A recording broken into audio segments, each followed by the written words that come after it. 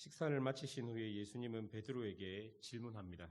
15절 상반절에 보니까 그들이 조밥 먹은 후에 예수께서 시몬 베드로에게 이르시되 요한의 아들 시몬아 내가 이 사람들보다 나를 더 사랑하느냐 하시니, 여러분 여기서 사랑하다라는 동사는 현재형 동사입니다. 이 말은 아직 끝나지 않은 진행의 의미를 담고 있습니다.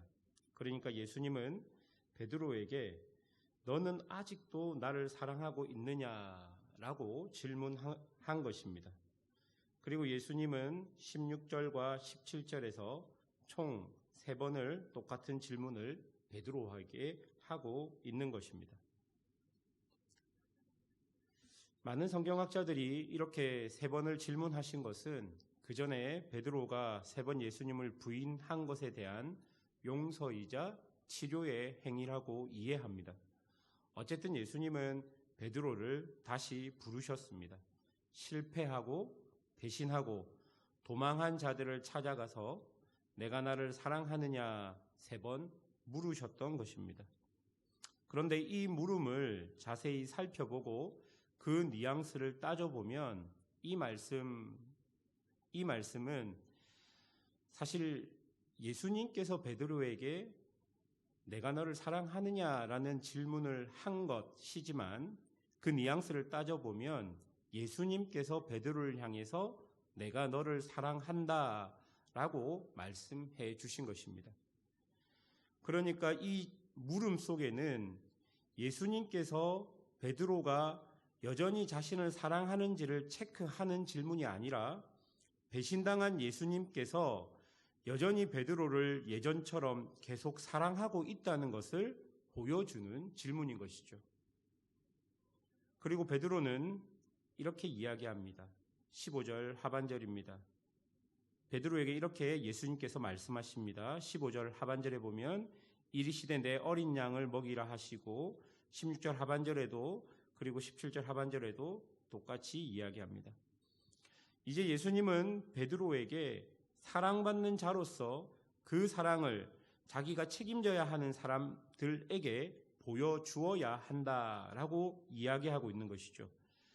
예수님께서 실패하고 배신한 자신을 여전히 사랑하는 것처럼 이제 베드로도 그런 아가페적인 사랑을 받은 자로서 하나님께서 자신에게 맡긴 영혼들을 그렇게 사랑해야 하는 것입니다. 이 사랑의 영역은 절대 인간의 의지와 능력으로 할 수 없는 영역입니다. 베드로의 힘과 의지가 아닌 예수 그리스도를 통해 하나님께로부터 오는 그 십자가의 사랑, 그 고귀한 사랑만이 우리를 그렇게 사랑할 수 있는 자로 만들어 간다는 것을 보여주고 있는 것입니다. 우리는 내 힘으로 할 수 없는 사랑을 이미 많이 경험했을 것입니다. 내 자녀에게 혹은 내 주변의 그 누군가에게 내가 할 수 있는 사랑이 아니라 내가 할 수 없는 사랑의 영역이 있다는 것을 우리는 이미 우리의 삶을 통해서 알고 계실 것이고 경험했을 것입니다. 그런데 하나님은 우리에게 그런 고차원적인 사랑의 영역까지 도달하기를 원하십니다. 그럼 어떻게 해야 할까요? 내 힘으로 할 수 없는 사랑을 억지로 하는 것이 과연 정답일까요?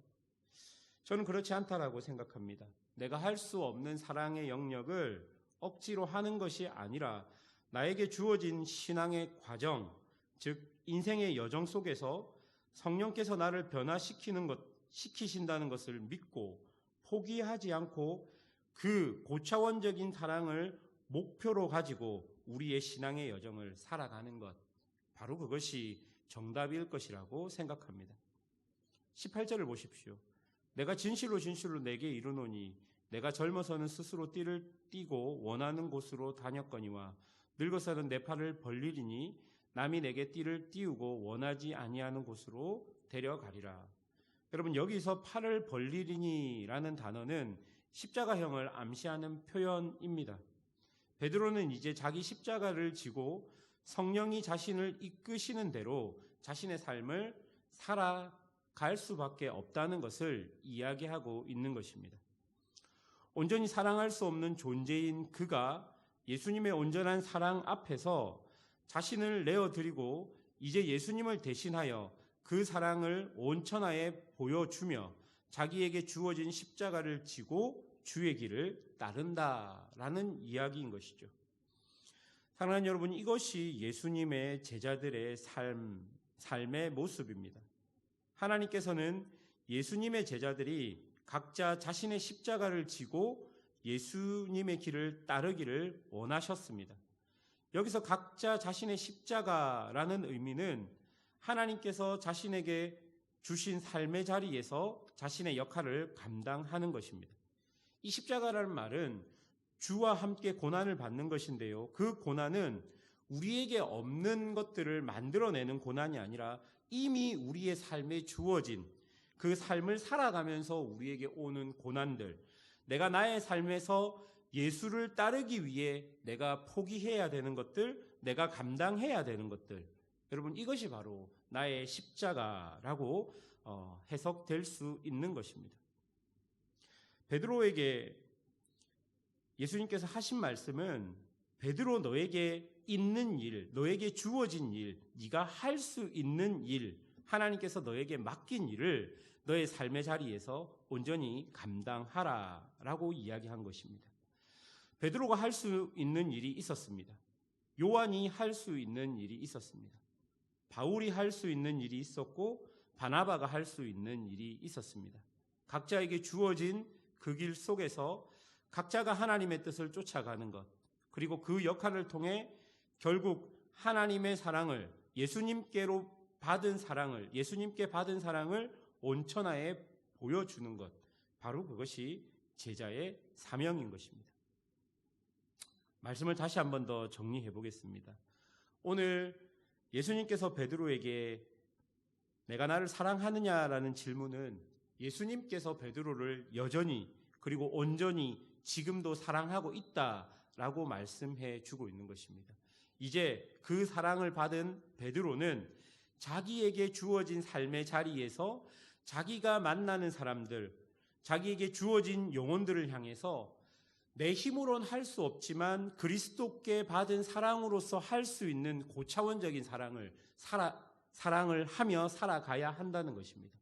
그 사랑은 지금 당장 내가 할 수 있는 것은 아니지만 나를 성령께 맡기고 나에게 주어진 신앙의 여정 속에서, 그 가정 속에서 결국 성령께서 나를 거기까지 만들어 가시겠다라고 말씀하고 계시는 것이죠. 그래서 지금 당장 나에게 그 사랑의 온전함이 이루어지지는 않지만 주를 믿음으로 주께 내 삶을 드리며 그 사랑의 목표와 목적을 가지고 살아간다면 반드시 성령께서 우리를 그 사랑의 영역까지 인도하시겠다 말하고 있는 것입니다. 오늘 우리에게도 예수님은 동일하게 말씀합니다. 내가 너를 사랑하니 너는 너에게 주어진 삶의 현장에서 내가 할 수 있는 사랑을 하되 거기에서 만족하지 말고 신앙의 과정과 시간들을 통해 내가 할 수 있는 사랑에서 예수님께서 나에게 주신 사랑으로 점점 나아가야 한다는 것을 우리에게 말씀해 주고 있는 것입니다. 이렇게 부르심을 받은 모든 성도는 이제 자신의 십자가를 지고 가는 사람들입니다. 이 사람들은 나의 원함이 아니라 하나님의 뜻을 십자가에서 이루신 예수님처럼 나에게 주어진 하나님의 뜻을 따라가는 사람들입니다. 바로 이런 사람들이 예수님의 제자라고 불려지는 사람들입니다. 사랑하는 여러분, 이 거룩한 부르심에 우리가 초대된 것입니다. 22절에 보면 너는 나를 따르라 라는 이 말은 베드로에게 그리고 많은 제자들에게 그 후로 많은 믿음의 선조들에게 주어졌듯이 지금 나에게 그리고 우리에게도 여전히 주어진 말씀입니다. 사랑하는 여러분, 오늘 주님 앞에 네 주님, 내가 당신을 따르겠습니다. 나에게 주어진 삶의 자리에서 포기하지 않고 예수님을 닮아 사랑하겠습니다 라고 다짐하는 것이 오늘을 사는 제자들의 모습일 것입니다. 요한복음을 마치면서 요한복음 21장이 우리에게 이야기하는 것, 십자가에서 완전하고 온전하신 사랑을 보여주신 예수님의 모습을 예수님이 제자들의 삶의 현장에 찾아가 그들에게도 동일하게 살아가라 라고 이야기하신 것이 오늘 우리의 삶의 자리에서도 여전히 예수님께서 우리에게 이야기하는 것입니다. 우리는 이제 사랑을 받은 자로서 사랑하는 사람으로 살아가야 하는 것입니다. 내가 할 수 있는 사랑의 영역을 넘어서서 예수님께서 나를 사랑해 주신 그 사랑으로 우리의 주변과 내가 만나는 사람들, 또 나의 신앙의 여정에서 내가 사랑해야 될 영역들, 그것들을 기억하시면서 정말 사랑의 사람으로 주님 오실 때까지 살아가는 그런 은혜가 있기를 주님의 이름으로 축원합니다. 기도하겠습니다.